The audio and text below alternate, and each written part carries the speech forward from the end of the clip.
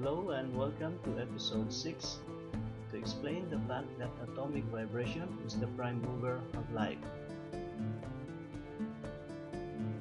It was proven in the previous episodes that size is just a matter of number, so that the law governing atom applies to objects of any size from apples to planets, planetary systems, galaxies, and universes.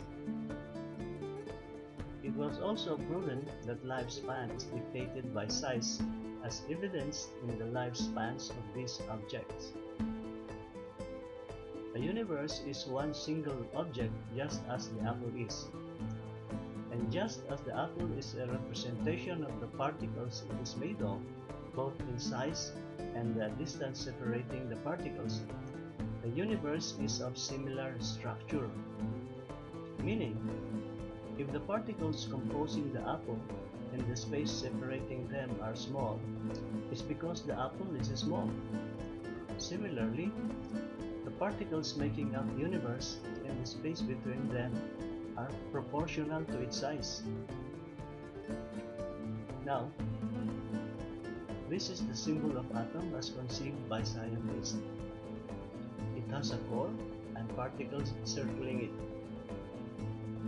This is grossly erroneous. The atom has no core, and there are no particles orbiting the core, because the core is the particles orbiting it once contracted, and the particles are the same as the core once expanded.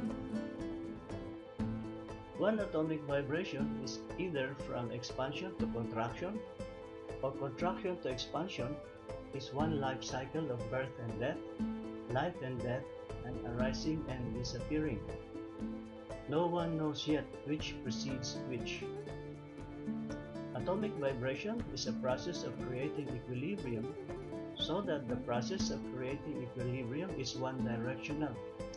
It does not restart from one direction to the other to create equilibrium, but proceeds in a cyclical manner with unfailing certainty.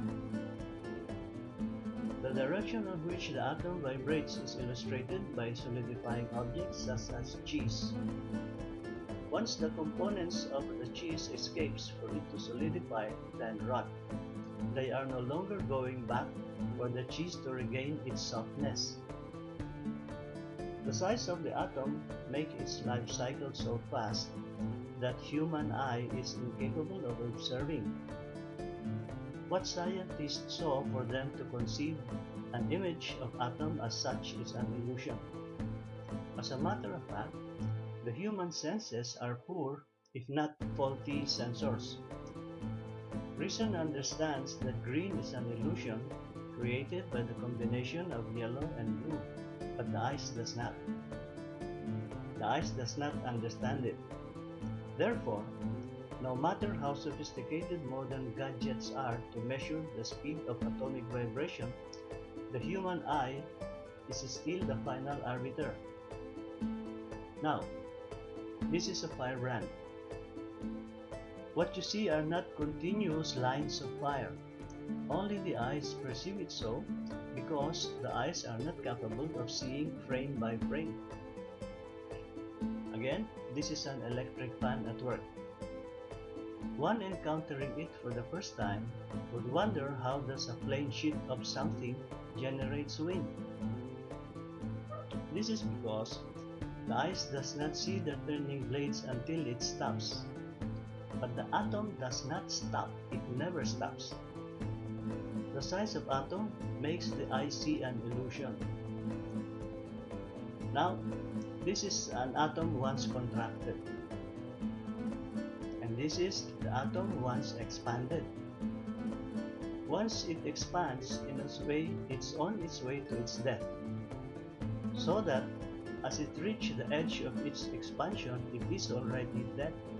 Meaning, the elemental particles making it up has broken apart and has dissipated. However, at no time would the particles converge to form a new atom, but it would no longer be exactly the same atom because of its different elemental components. Growth that starts with conception in humans is a process of death. Death leads to birth. This is how matter arises and disappears, which is how physical existence is generated. It is how planets, galaxies, and universes arise. Time is a function of atomic vibration, which explains why time is one-directional, rendering time travel not possible. It also explains why a broken egg could not be unbroken. The explanation on what composes atom is in episode 7. Thank you.